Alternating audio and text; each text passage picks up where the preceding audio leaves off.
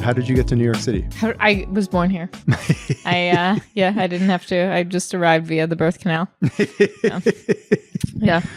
Your family is many generations back in New York, or what's the story? No, my parents are transplants. So my mom is from the Midwest. She's from Iowa. Oh, wow. She grew up on a corn farm. And then my dad grew up in Virginia. And then they met. And I think my dad originally got a job in New York. And then my mom moved here as well and started working here. So, yeah, and then they've just been here. Well, they actually moved to London like 10 years ago, but they were here a long time before then. Were you always immersed in the New York art scene? Was that a big part of your childhood? I would say so.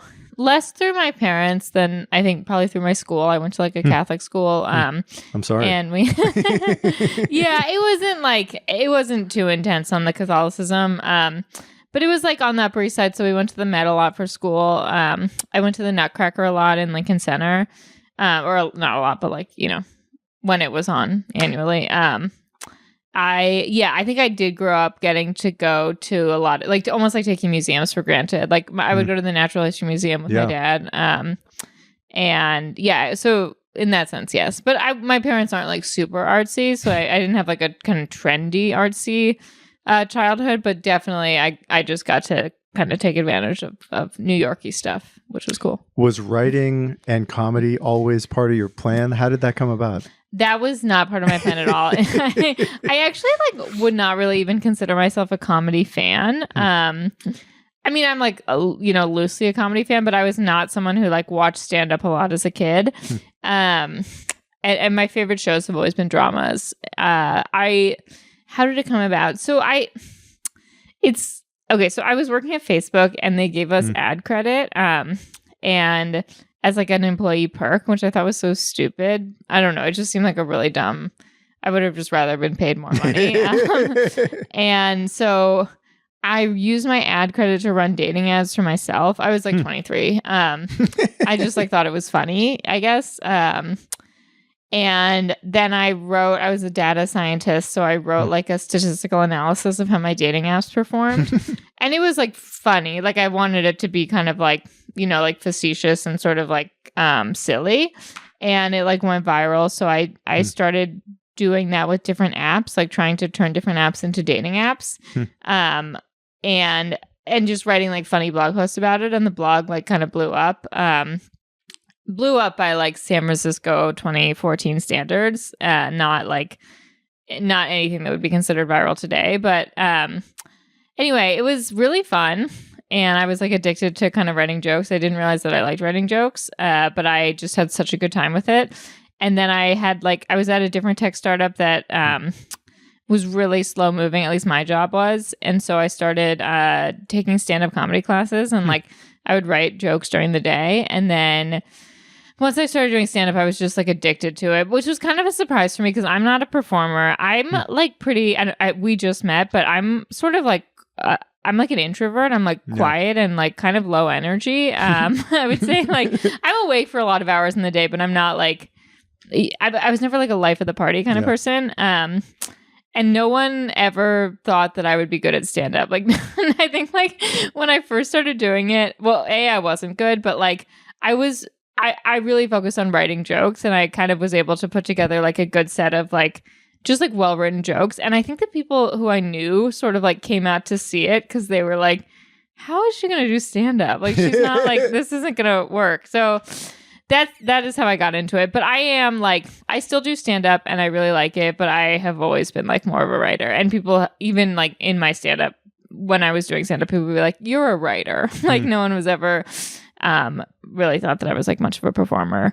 And I've improved, but not like a ton in the performance area. Were you big into going to the stand-up comedy venues in SF? I've been to Cobb's and some of the other ones. What was that like for you? I only went to like try to get stage time there. I never like would go. Actually, I one time went to go see Dave Chappelle there in the middle of the night, which was really unpleasant. But yeah, I would go because like if you went on like Sunday nights for long enough, the booker would like give you a spot. When I was in San Francisco doing stand-up, which was like 2017, the big goal of everyone was to get passed at those two clubs. And so that was like what everyone was kind of working towards. I don't know if it's the same now, but that's what it was like. Did you keep pursuing comedy after you left San Francisco? I don't know when you left the Bay Area, but I left the Bay Area in like 2018. I wasn't there super long. I moved back to New York. I lived with my parents for a while. I moved to Los Angeles, and then I moved back to New York. And I have been doing comedy like more or less the whole time. I do a lot less stand-up than I used to now. I mostly write, but yeah, it's all comedy. You said your friends who would see you would say you're more of a writer than a comedian. Yeah. Was writing always a strength of yours? Like when you look back to growing up here, was that a big part of your education? I think like no, I wouldn't say that writing was like I wasn't like a person who liked like English class really, or like history or anything. Like I studied math in college. I was like kind of like a techie nerd. I don't know when like, but I've always written like, and I always enjoyed it. So yeah, maybe I have always been a writer, but I never thought I'd be like a professional writer. Yeah. So you graduated from high school and you went in for math? You went to college to study something like data science? Yeah. I didn't like the well, I'm very into politics, but I didn't like the political science classes. I didn't like just like people saying their opinion, I guess. I don't know. Even though now I'm like on the internet all day and that's all that it is, but it didn't like kind of click with me at the time. And I liked that in math, it was very like kind of objective. What did you want to do when you got into college? Like, I know you have political interests, but like at one point, did you think you would want to go to Washington or work for a think tank? Was that ever on your radar? I think a little bit. I was like a debate kid in high school. So I think there was like, maybe I thought I would go to law school. My mom always says that she thought I was going to go to law school, even though I don't think I ever like thought about it too much. Yeah, I think like I don't know. I can't really remember what I thought I might want to do, but after about a year, I went to like a very like tech focused school, and I think after that I wanted to go work in Silicon Valley because I thought that like it was just exciting, I guess, even though in retrospect it doesn't seem exciting. Like when I went to college, like when I graduated, the hottest company to work at was Palantir. Really? Yeah. Huh. I graduated in 2013 and it was like such a like point of pride when people got jobs at Palantir, and like I didn't get a job at Palantir, and in retrospect I'm like so relieved because now I'm like, God, that would be embarrassing. I mean, I guess I worked at Facebook, which is also embarrassing, but Palantir, I don't know, did you work at Palantir? I'm sorry no, if I know, okay, because you mentioned you worked in tech startups. Yeah, I don't know. It was a crazy time. What was it like working at Facebook? It was pretty boring. I mean, I was like way past Facebook's like peak, you know, like I was like way past whenever it was cool. I don't know if it ever was cool, but it was just like a very large company with like a lot of rules, slow moving. Why did you leave? I left Facebook. It was just like the commute didn't work out, to be honest. It was, I was like living in San Francisco and it was in Redwood City and I just hated that. So I wanted a job in San Francisco, but I never liked it very much anyway. Was there a point at which you fully made the leap away from these cushy but boring jobs into the world of creativity? Yeah. Actually, no, there was no point at which I really definitively did. I quit a tech job when I was like 26 and I had like saved up money. Plus I was like on my parents' health insurance and stuff. So I had saved some money and I planned to just focus on comedy for a while and see what happened and then go back to the tech industry. And I kept doing some contract tech work. And then I started getting some contract writing work. And then at some point it just became like I wasn't doing any tech stuff anymore. But actually, like I say that, and even to this day, I will like write tweets for tech companies sometimes and that kind of thing. So I don't even feel like I have like left the world behind. I'll do, honestly, like I'm a freelancer. I'll do kind of like anything I get paid for. So yeah, I still will do like kind of dabble in tech. It sounds like stand-up was the main focus of your life for a period of time. Yes. It was probably the main focus of my life for like 3 or 4 years. I didn't really know how to like, I kind of like knew how people moved up in the stand-up world, and I didn't know how people moved up in the writing world at all. So stand-up felt like easier, but I also wasn't moving up in the way that I had wanted to. Like I wanted to like do like a set on like Jimmy Kimmel or something. And I would kind of like make some inroads with like a booker there, but like they make you, you have to like reshoot your set like a million times. So I'd have sent the booker like 5 different versions of a set and they still wouldn't approve it. And it just felt like extremely frustrating. And I at some point I kind of like, at some point I decided I needed to just like do things that were within my control, if that made sense. Like the industry just felt like it felt too hard to get approval from like the right people. So I kind of became like a little more industrious about making things that I could like put out into the world myself and like kind of coming up with my own streams of revenue. But it was hard. I mean, it's still it's still a process. How do people move up in the comedy world? Yeah, I don't know. I mean, now it's like the internet. It's like social media, which I found very beneficial. When I got on Twitter, I built an audience really fast, and that's definitely like the platform that most kind of pushed my career along. But then like now there are so many new ones, and I haven't like, it's just like a kind of just a constant. It's just like every time you feel like you make inroads somewhere, there's like something else that it switches to something else. And if you can't make inroads there, like, I don't know, it's frustrating. It's not that easy, but I'm happy with my career. I think like if I look back at when I started, it's like nothing like what I would have expected, but it's also way more fun than like working a day job.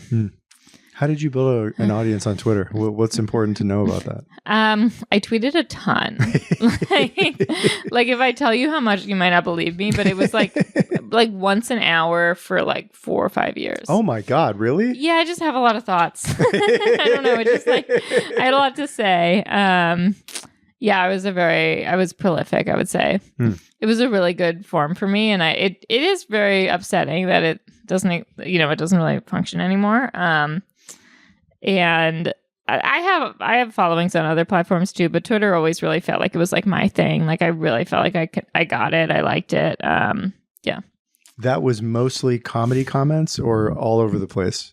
Mostly comedy. I comment on like the news a lot. And that's actually kind of how I got my current job at Betches, is just tweeting a lot about the news and getting connected with like the editors there. Yeah. What did you like to write about? I mean, the tweets that you were writing, like what was on your mind? What did you like to share? Yeah. So I used to write like a ton about dating and drinking. I was like a very heavy drinker. And I just kind of had like a persona, I would say, as like a slutty drunk girl. But I don't do either of those things anymore. I've been sober for like 7 years and I'm married. So like, I do think there was kind of a switch. Like I recorded a stand-up album about 2 years ago or a stand-up special. And it was like around this theme of like, kind of like, well, it was sort of about getting sober, but it was like a lot of jokes that I'd written from like the perspective of being like very drunk and going on a lot of dates and like being really messy. And even at the time that I taped it, I felt very like it just felt like it was time to put that character behind, because like I didn't feel like that person at all anymore. And it felt like I wasn't going to be able to like fake it that much longer in the performance of it. And so after, like, I think, like, my content has become a lot more political recently. Like, I have this job at Betches where I write their politics newsletter and I do their social, and then I do political satire for a couple different websites. And I think that, like, it's not so much that I love politics. In fact, like, that would be, like, kind of a weird thing to love. But I don't have as much to say about myself. And I think I just need, like, a subject outside of myself. Like, I don't, like... I sometimes feel like I can make jokes about my husband, but like I feel like that kind of can be like cringy almost. Not like people do funny jokes about their spouses, but like when someone's married to a person, like that they love that person and that there's like some the relationship is serious or whatever. Like I feel like it would have to be these kind of like cringy jokes about like him being messy or whatever. That's just like not that relatable, versus like jokes about being like insane on first dates. I think is like more fun. But I don't have that material anymore. And then I have a daughter, and I do make jokes about parenthood, but I don't like to make jokes about her specifically, because like it is a paranoia of like what she'll think of all my stuff when she reads it when she's older. So I try to, like, the jokes are about like my experience of parenthood, but not like things she's done. And I don't really like stick to that perfectly, but I guess what I'm saying is like my life now feels like there's a lot less material. So I prefer to write about things that are outside of my own life right now. Was the switch to move from the focus on comedy into other things in part related to needing to change your lifestyle or just having your lifestyle change first and then comedy just wasn't as front and center? Yeah, I think a big thing was when I quit drinking, it just became really hard for me to be out late. I'm a morning person. It's always, it was never that easy for me to be out late. But without drinking, it was, like comedy clubs can be really like unpleasant. Like, and if you're there late and it's like kind of seedy men and whatever. And like, I just didn't want to be there. Like, I think I just like, I kept doing, I still do stand up, but like, I think after I quit drinking, the kind of like obsession with doing stand up and like going out every night to do it, that kind of died down. My lifestyle now would, like when I do stand up maybe like once a week now, and it like I have to plan my week around it and like, make sure my husband's home with my daughter and make sure that like the next day I don't have to wake up too early. And it just, it's not as good of a fit for my lifestyle. Was there a moment where you decided like this is going to go on the back burner and I'm going to go into something else? Do you remember that time?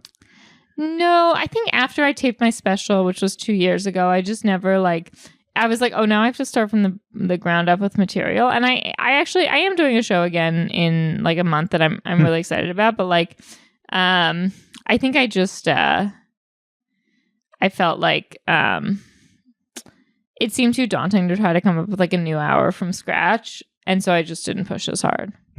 It was an hour special? Yeah. Is that a culmination of 4 to 5 years of work? Like, tell me about how you even did that. Yeah, it's a culmination of, about that long. And it's a culmination of like 4 to 5 years where I was doing stand-up multiple times a day. Yeah. So even like the next 4 to 5 years, even if I keep doing stand-up, I won't generate as much material. It is like, it has jokes from like my first like few months of stand-up all the way through to like when I taped the special. It was really fun to do. So basically, I've been doing stand-up for a long time. I started kind of putting all my material together into an hour, just like a string of jokes, and performing it once a month. And then I went to Edinburgh to the Fringe Festival, and I practiced my hour there. And I put it into like a narrative format. And then I went on tour a little bit and just kind of kept tightening it. And then I taped the special. But Edinburgh Fringe was like it's like boot camp for stand-up. I really recommend it to people who have like an hour that they want to kind of get into shape, because you do it every single day and you'll just like, it'll just get really tight. For somebody who might be listening to this who's an aspiring comedian, and I know it's often very little to no pay for any of this work. What is, if there are any, a revenue stream or revenue streams that actually helped to some degree pay the bills when you were working on comedy so intensely? Yeah. So if you want to make money doing stand-up, I think like doing corporate events is really good, and it's not very well known. It's not that easy to get them.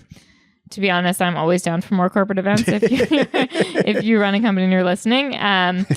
But those can be like $5,000 or $10,000 if it's like a big company to come do like their Christmas party, and you have to be clean.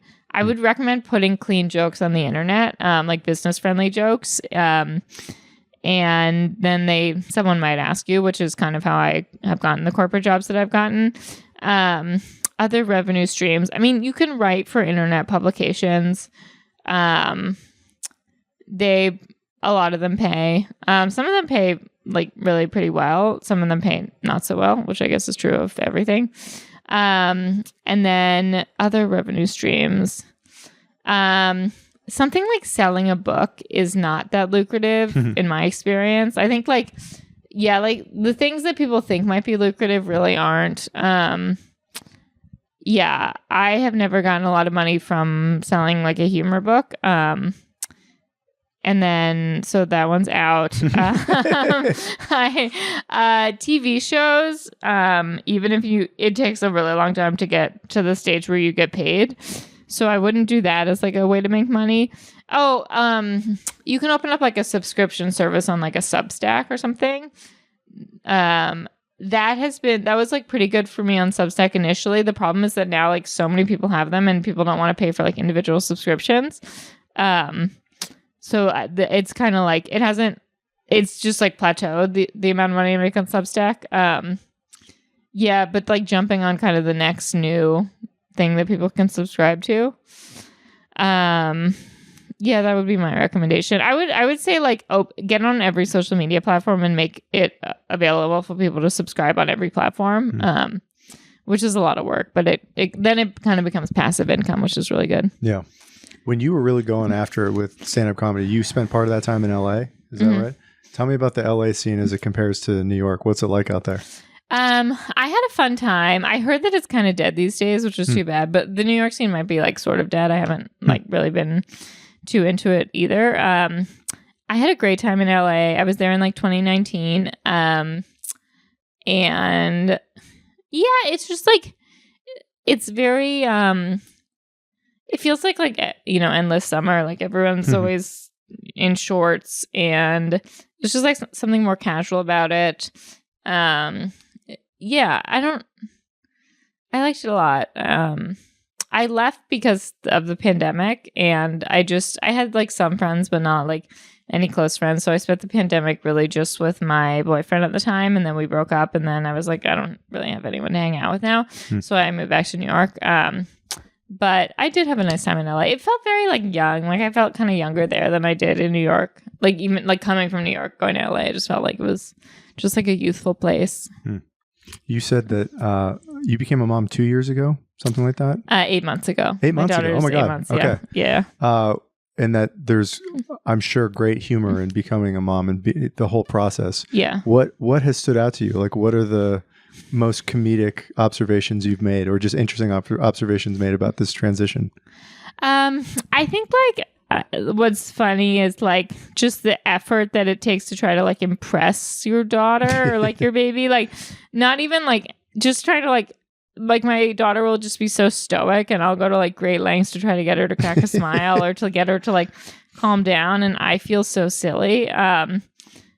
Yeah, I think it's like sometimes like what's funny is imagining how the world is like perceiving us when I'm like doing like a chicken dance, whatever, and it's like kind of in the street. Like sometimes when I'm pushing her stroller, I'm like kind of dancing, and I live on like a very quiet block, but I'm always like, I don't really want anyone to see me. Like, I don't know. Like, I think like just like the fact that like someone is so small and you then like your entire life goal becomes like making them not scream. I think that really like takes a lot of it. There's a lot of the humor. And then there's just like humor in like the level of exhaustion and this just question of like, why did we do this? Like, I don't know. like what? Yeah. Like when I'm up with her, like in the middle of the night, I mean, she sleeps with the night now, thank God. Knock on wood that it continues. But like, just like, I was like, I intended to do, like, I went to the doctor and got my IUD removed. Like, this was like planned. Like, I don't know. Yeah. I read at least one of your Substack essays about, I think this was back a couple years ago when you were debating whether to have a kid or not. Yeah. How did that develop and change for you? Or how did you decide? I decided kind of, well, it really changed when I like met my husband and got engaged, and he's very like kind of like was meant to be a dad and really meant to be like a girl dad, which so I was so happy that we had a daughter. And he does really make things like a lot easier. Like I've never like folded up her like stroller. Like he does that, all that stuff. Like but I got like a test of my egg supply, and they told me it was really low. And then I got pregnant immediately. So I think that they were lying. Like I think if I hadn't gotten that test, I might have wanted to wait like another year or two. And then I got the same test after I delivered, which I didn't even ask for. It was just like part of my 6-week follow-up. And they once again were like, your egg supply is really low. If you want a second child, you should freeze your eggs. And I was like, this is insane. Like, I don't trust this anymore. But I don't know. I mean, like, I think there was just this element of like, I interviewed a lot of people on how they became parents, right. And no one had like that good of an answer, and like, or no one like seem to have any kind of like aha moment. People had good answers. I shouldn't say that. People, it was great to talk to them, but no one ever like had this like aha moment of like, yes, it's the right thing for me. And I kind of realized I probably wasn't going to have that either. Like there was no way to really be certain. And I kind of have this philosophy on life that you have to like really seize opportunities, which I know sounds very cliched, but like I do think of it as like I don't know, like I feel like the window for opportunities is always shorter than we think it is, and so I think it's just like I do try to jump on things. And so when I got this like egg result, I was like, you know what, I really don't want to like run the risk of not being able to have a kid in like 3 or 4 years, so I'm just going to do it now. Yeah. Was there a moment, like a dinner conversation with your husband or something that result? I'm always fascinated by how people make these decisions, where you just decided like, I don't really have a strong feeling one way or the other, so let's just do it. He definitely wanted kids, and I think like we got pregnant, so we got engaged, and then I got pregnant like 4 months after that, and it was around the time we got like legally married, but I had already decided when we got engaged that I probably wanted kids, and that I just didn't know exactly when. And I think if I had decided that I didn't want kids, we probably wouldn't have gotten engaged, because I think he was really sure, and I think he would be unhappy if we hadn't. Like it would have been like a kind of lifetime unhappiness thing. And I do I think of it as like a very important thing to be on the same page as your partner about. I think that there are probably couples who have made it work, because it's just like you don't really know. Like I think that there are people who think they want kids, they meet the right person, that person doesn't want kids, and they don't have kids, and they end up happy. And I think, or vice versa. So I think that people can be persuaded, but for us, I think it was like important for us to be on the same page about it. Is it fair to say that it was mostly about seizing the opportunity in front of you and not wanting to have regret about not having a kid?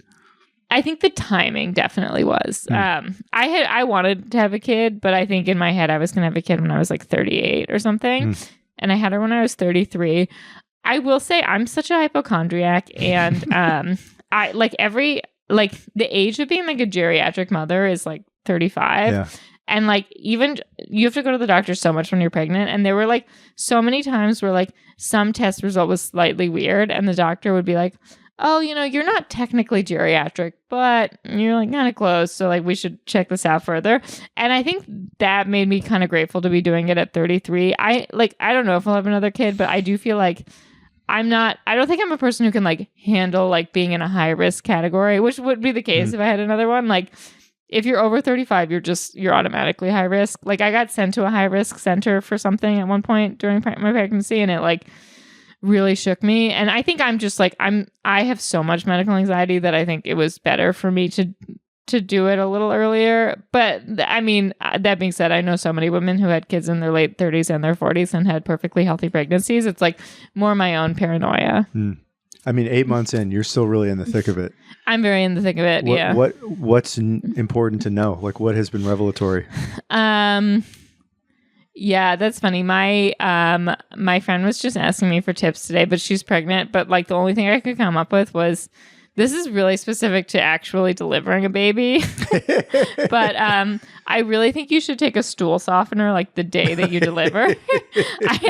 They don't tell you it, but like the first few bowel movements after delivering are so painful. Just start taking it every night the day you deliver. If there are any pregnant women listening, that's really my that's the only thing I've learned, because parenting itself, I'm like, I don't know what I'm doing. I'm having a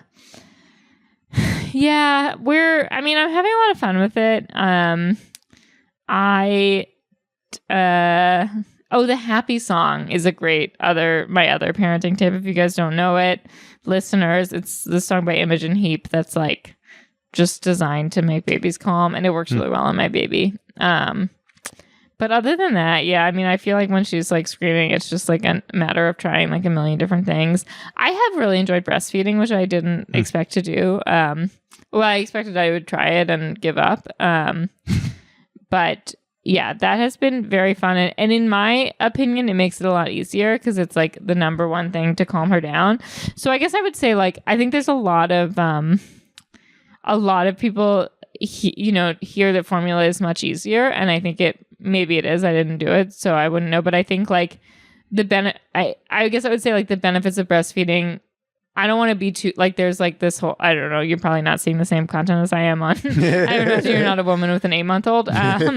But like I see so much content that's like very like anti-formula, like making women feel really bad about using formula because it's like not good for the baby or whatever. And that's not true. And like I don't like that content and I think it's really negative. But I will say like I think breastfeeding, like if you're inclined to just jump to formula because it's easier, I think that it could be worth giving breastfeeding a shot because there are things about it that I have found make the whole thing much easier. And it's just like kind of a nice like bonding experience. I'd love to get into your writing career. Yeah, specifically you don't want to hear more about breastfeeding. Maybe offline. Yeah. After you left comedy, you mentioned you're a freelancer. Has that been the case ever since then, where you're just sort of taking jobs as they come your way? What's that look like? Yeah, very much so. I haven't had like a what is it called, like a W-2 job since I left the tech industry. I have considered a couple different ones, not like a ton. Like every few years something comes along that I think could be kind of interesting, but like those jobs always kind of feel like I'd be giving up a lot of like my creativity to do them. So yeah, it is just taking jobs as they come. I love to get like a job that is kind of like a set number of hours and continues indefinitely. That doesn't happen that often, but I say yes to like most paying things. I'm trying to actually, one of my things in 2026 is to like say no a little bit more because I think I just like jump at like anytime someone offers me money for something, I jump at it. And then I don't like have as much time to think about like longer term creative projects. So I'm trying to be like a little bit pickier, but yeah. The freelance work that has come your way, is that through contacts you had made earlier in your life? How do those opportunities present themselves? Well, I used to seek it out a lot more and I still do sometimes. I don't mean to suggest that I'm just like constantly getting job emails in my inbox. A lot of it is from social media. Sometimes I even put out calls on social media saying like, I do social media consulting and people need help. I can give editing help. But yeah, I think a lot of it is like websites I've written for in the past. I'm like a fast writer. That's kind of I would say like that might be considered my like thing because I get a lot of emails from editors when they want something done in like 24 hours. So I think that's sort of might be kind of my niche. But I think I actually think I'd like to be, well, I still want to do those things, but I think I'd like to kind of slow down my writing a little bit and think about longer term things in the next couple of years. You talked about how you write for Betches. What else has been on your plate? Who else have you written for over the last few years? I write for The New Yorker and McSweeney's, like short satire pieces. I write those for Bustle as well. I started writing for parents.com, which is really fun. I've written like kind of political op-eds for The Nation and for The Atlantic. That's always like a little weird to me because I like want to make them funny and I don't know if the editors want them to be funny. It like I like to write something that's like a different style of writing. I think it's really good for my brain to just change up what I do, but it's a lot harder. And yeah, so I guess that's like a thing I definitely would be interested in doing more of. And then I do like I'll just write tweets for like tech companies, or really any kind of company. I have a freelance project now for like a foundation, and it's to like write tweets in case they get attacked by elected officials because they're like they're not like basically like they're like woke, and like they get attacked by like right wing officials. So to write like tweet responses, like I don't know, it's like very, when I say like my career isn't like anything like what I expected it would be, it's like I didn't even know that was a job that existed. It also like wouldn't be a job that existed if not for Trump. So like it's kind of like a really random job. But so what is Betches and what do you do for them? Okay, so Betches is a women's media company. They have like a ton of different podcasts and Instagram accounts and newsletters, and they're just like a really cool brand. And it's very like, it started as like a millennial women focus, but now they have stuff for Gen Z as well. And I do their, and it's like very funny. And I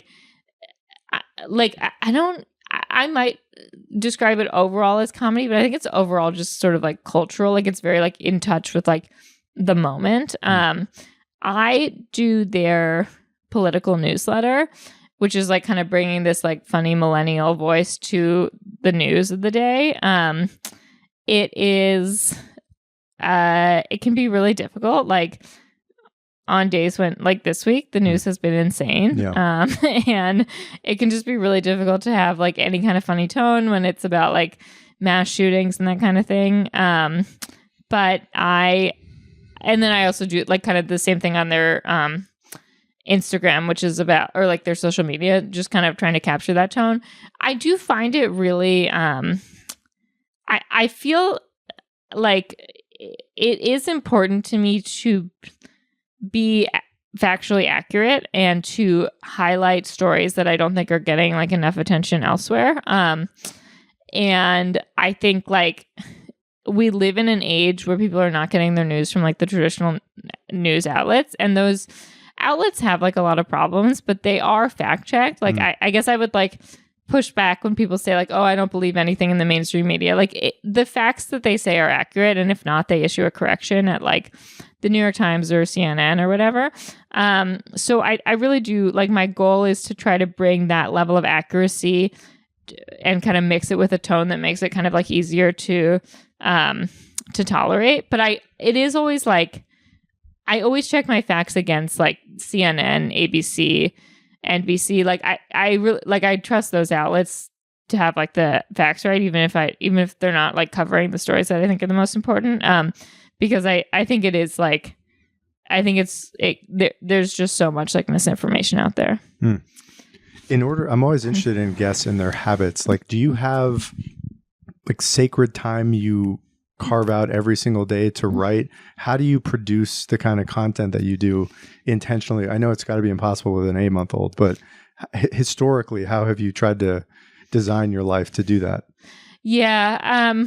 I'm a morning person, and I do my best work like before she's awake. So that's hard, but, I do like, basically I get about an hour of like good writing in before she's awake. And that's when I do a lot of the newsletter. And then everything else throughout the day gets done in like 10 or 15 minute chunks. Sometimes I get like another like hour long chunk to work on things, but I actually like, I do it a lot from my phone, which is really helpful. And I do like have, because what I do now is so like focused on like coming up with like, kind of, like it can be kind of done incrementally. Like I do feel like if I have like 15 minutes to work, I can like make progress. Whereas like if I were writing a novel, I don't think I'd feel like I could make any progress in 15 minutes. I think I'd feel like I needed like 3 hours.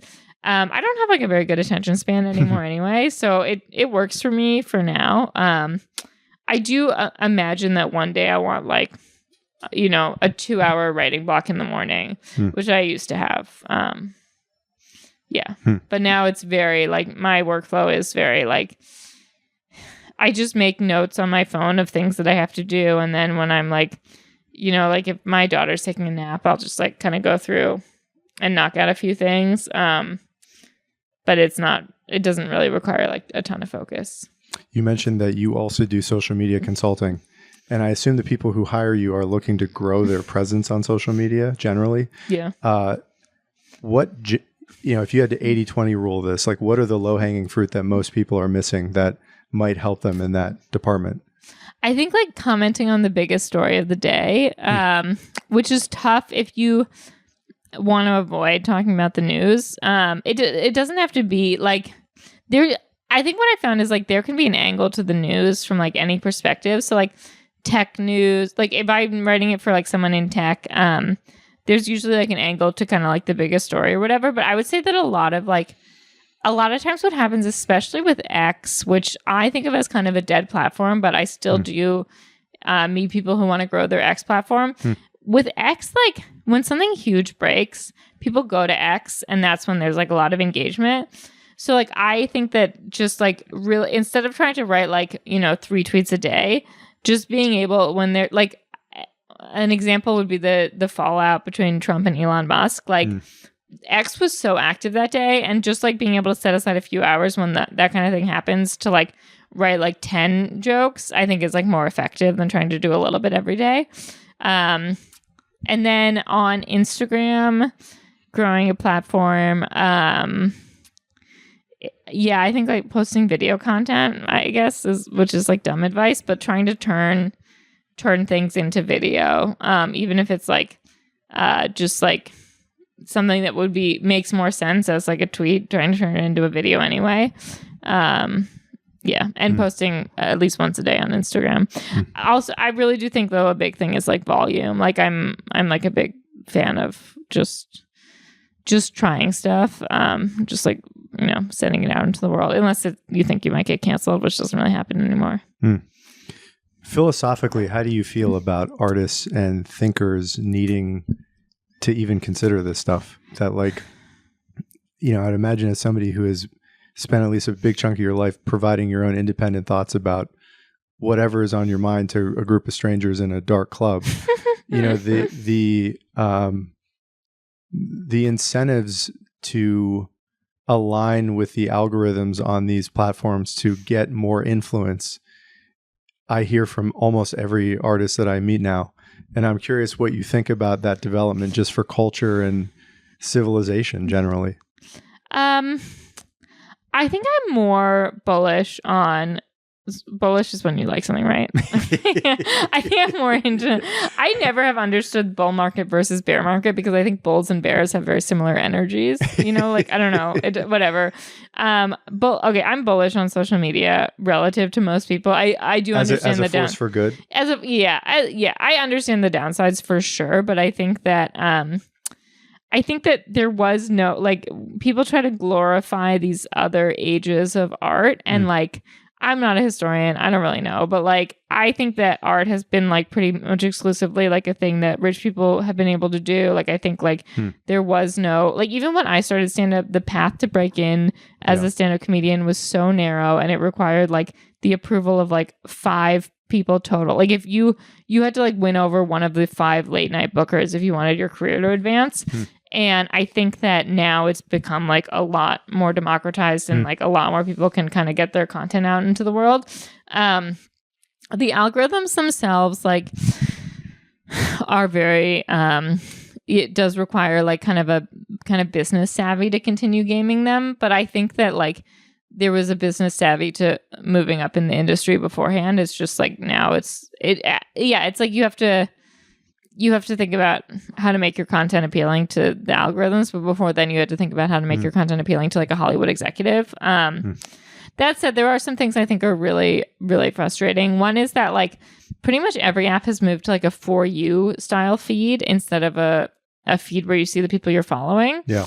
And that makes it really hard to promote like anything that's not going to be viral. So like, if I have a stand-up show and I want to make a post about it, that's not going to go viral. It's not like that it's not like interesting to, globally or whatever, but it might be interesting to my followers. And it is very frustrating that it's much harder to post something that like your followers will definitely see. Like everything has to be, something that like could go viral. So that part I hate, but I don't know what it does to like the way that people kind of think. I guess like a broader philosophy on it. I think that there is like, I mean, I see like posts online or videos and stuff that I think are representative of like someone working hard and coming up with really good stuff. Like, I think that there's this tendency to like denigrate like content. I'm doing quotation marks for the listeners, as just like this, like, thing that's less good than like a TV show or whatever. But like, there's some really bad television and there's some really good online content. So I don't know. I think like it's a new platform, but I think it is still like a way for people to see good art. I think I read in one of your Substack essays that you're a fan of Leslie Jameson. Oh, I love Leslie Jameson. I weirdly recently just discovered, and I've been reading some of her stuff. Yeah. And I wanted to make sure I asked you what about her work you so enjoy or have appreciated over the years. Well, I'm sober, and my like experience of getting sober, like now I don't really think about it, but I really like dove headfirst into sobriety, and like kind of like trying to understand it and what other people had said about it. And I had been trying to quit drinking for a while, so I was like doing a lot of reading about it. So I read her book, The Recovering, and I just like loved the writing, and I loved her story. And then I went back to her book of essays, The Empath Exams, and the one about like women's pain was just like Grand Unified Theory of Female Pain just was like, it just seems so brilliant. I just loved her writing. I didn't love her most. Did you read Splinters? I think I read a sample of it. Okay, I didn't love it. It's like about her divorce. Her breakup. Yeah. She's a kid too. Yeah. I mean, I will say like now having a kid, I think about it with, it kind of like feels to get divorced when her daughter's like so young feels really intense. And so I can see kind of like the bravery behind it, I think, which I could, when I wrote it, I wasn't pregnant or I don't think I was even engaged, but like, or when I read it, like I can see why it's brave to write about something that is so taboo to like get divorced when your child is so young. And why, and so I think that part is cool to like be open about that experience. But I found it like, it kind of was like the most insight I'd gotten into like her as a person, and I didn't really like it, which sounds bad, but yeah, I'm still like a fan. I'll definitely read her next book. You mentioned a couple of times that you're sober. Like, was there a moment when you realized you had to stop, you wanted to stop? How did that come about? Yeah, I think it was definitely, it wasn't like one moment, but I had been trying to stop for a while. And I think like I think what it was is I had just kept failing at like moderating. Like I felt like, oh, I'm going to like, only drink on weekends or whatever. And I'd been like telling myself that for months and it wasn't working. And like with doing stand up, it was so easy to drink like 4 or 5 drinks a night. Yeah.